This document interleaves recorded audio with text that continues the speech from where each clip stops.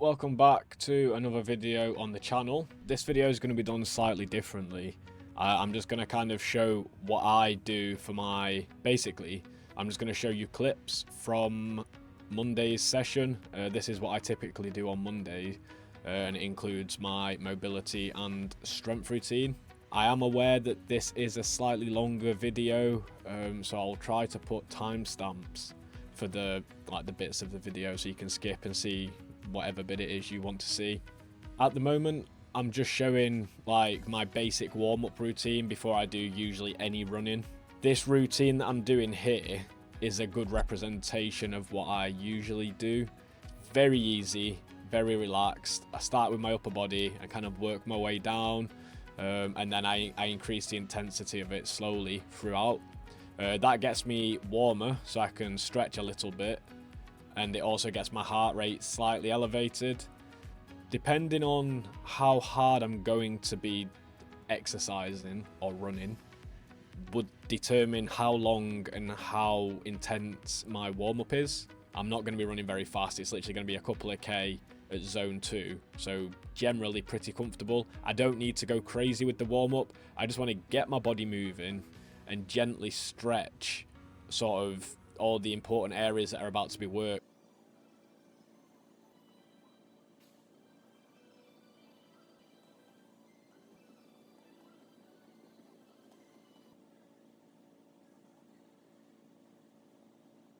So for example here, I'm walking on my toes and my heels, getting the lower leg muscles warmed up, jogging backwards and forwards nice and easy. As you can see though, I'm progressing through these exercises and they'll become a little bit more fast-paced.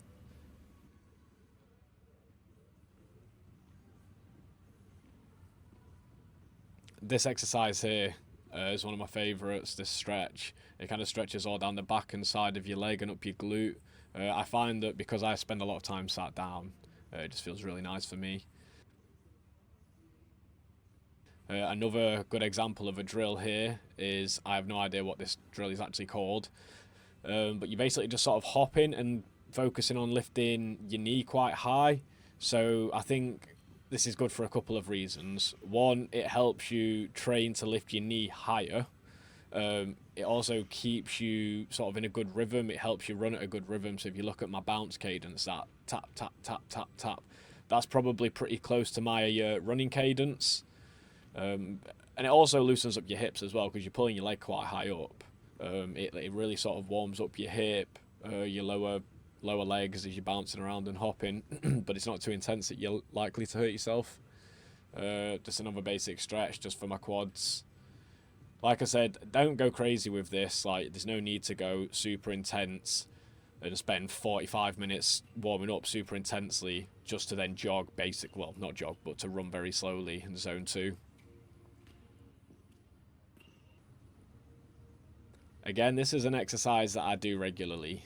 I like to just sort of swing my leg and open up my hip and stretch my hamstrings and my glutes. I find that this is probably one of my favourite warm-up exercises because I actually feel ready to run after I've done this. The trick is, do it a couple times. So I usually do it twice through on each leg. Just start very light, don't go hard with it at the first set, and then sort of increase the stretch on the second time through. And that's the same for most of the exercises that I've just kind of done. Like anything that's skipping based, I do a little bit of hopping and whatever, and then I can increase the intensity as I get more and more warm. So that was the warm-up. Now I'm ready to run. So I'm going to run for, it was 28.5 minutes, which is, for me, it was 5k. I started off really slow, put the treadmill on a 1% incline. I find that makes it feel more natural, I suppose. It's less impact when you're running if you put it on a 1% incline. But start really, really slow. I actually started walking and then started jogging. And then once I started jogging, I started my watch. And then I just gently increased the pace until I got up to 11 kilometers per hour. And then just held that pace then for my 5k.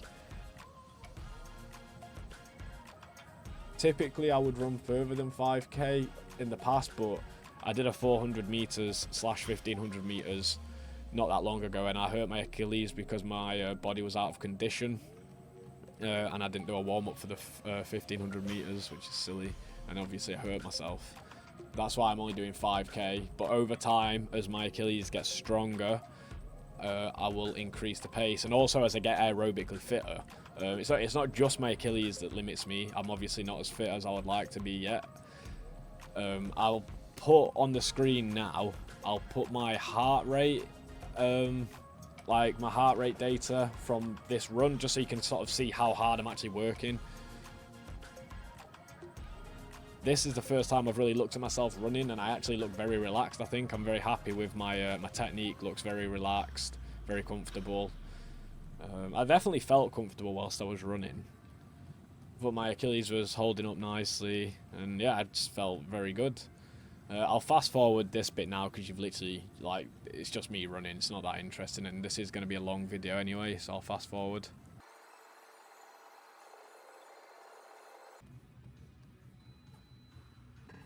Okay, so the next bit of the session after the run, I go straight into my mobility work. So in real time, I'm just going to let this play through so you can see the exercises that I do on a Monday before I lift weights. I do this because it helps me on my weight session. It's nice to get my hips nice and loose, my sort of the range of motion of my knees over my ankles and stretching the back of my Achilles and all that sort of stuff. I like to make sure that my body's in a good position before I start lifting the weights. Also, just day to day, having good mobility is nice. You want to be kind of free of aches and pains. So this is just something I include before I do the weights. These exercises sometimes change, but usually I do basically what you're about to see here. And I'll work my way through it twice, this routine. The second time through, I usually stretch a little bit more, so like this exercise here where I'm rolling over to my side and stretching the side of my leg and my glute and my lower back, I might hold that a little bit longer or push down with my arm to stretch a bit more. But yeah, I'll work my way through this twice, and then I'll do something a little bit more specific to the weights that I'm going to be lifting. So I think at the end of this mobility routine, I start like doing a little bit of squatting and kind of rocking side to side so that my knees are going over my ankles a little bit. That's just to stretch the Achilles. My left Achilles, the one that I hurt, I can't get my knee as far forwards over my ankle, and that can impede my range of motion so much that it makes it hard to squat. So I've kind of just day to day, so what I've been doing is obviously I do my mobility routine as usual. I've also got my own sort of rehab that I do daily. It takes me about 15 minutes in the morning, which includes strengthening and stretching my Achilles a little bit.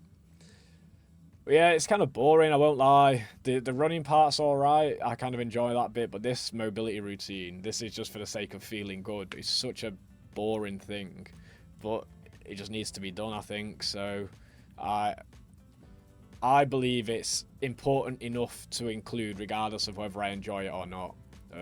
I do find it boring, but I see the value in it, and just I actually feel better now. I've been doing this for a few months, this routine every Monday, and yeah, I find it helps me a lot, not just in running.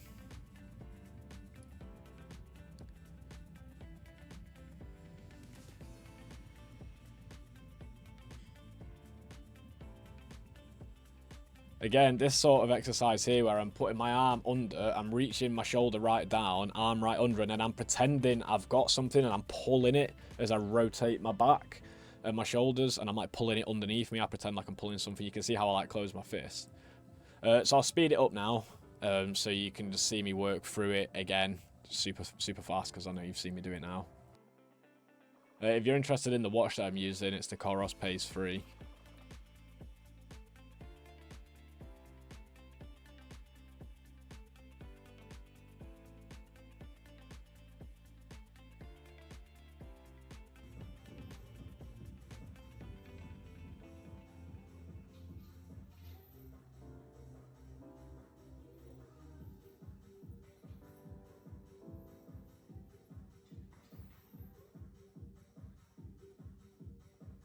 Squatting super deep isn't obviously a super priority for runners, I suppose you could say, because when you run, you don't squat all the way down. When you run, it's like a quarter squat.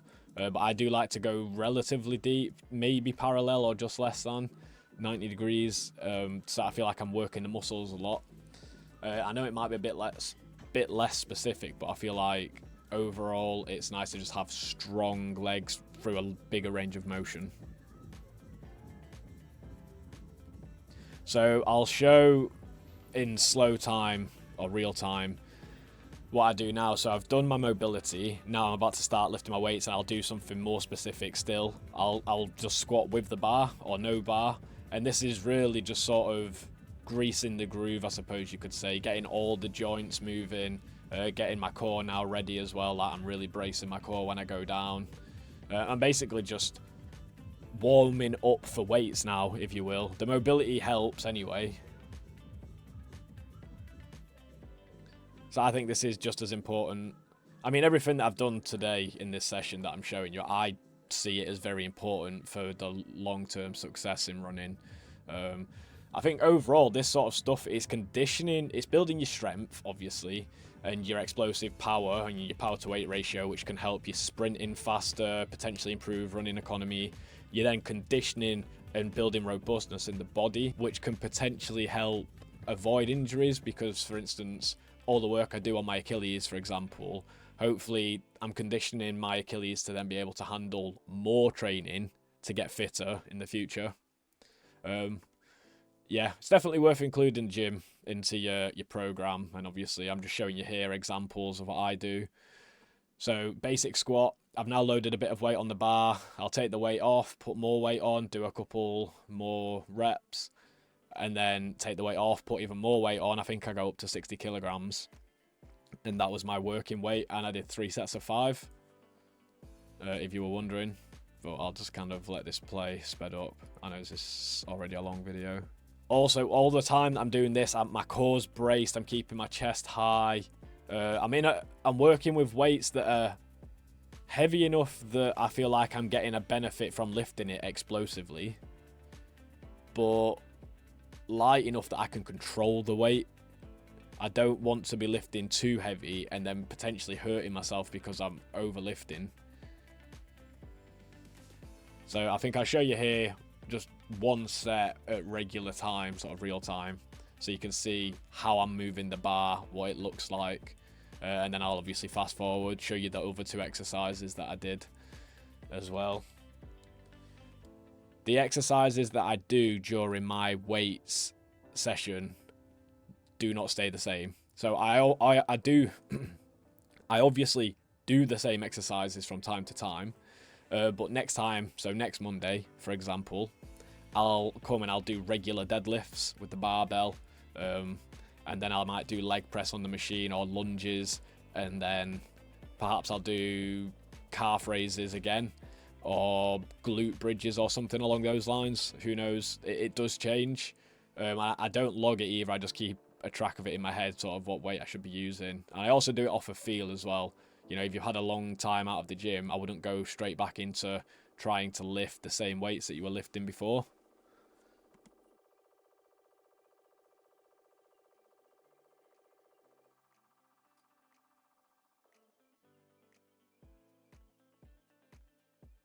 This exercise here is a deadlift, but it's a one leg deadlift. I don't know what it's called. It might be called a Romanian one leg RDL, one leg Romanian deadlift, I think.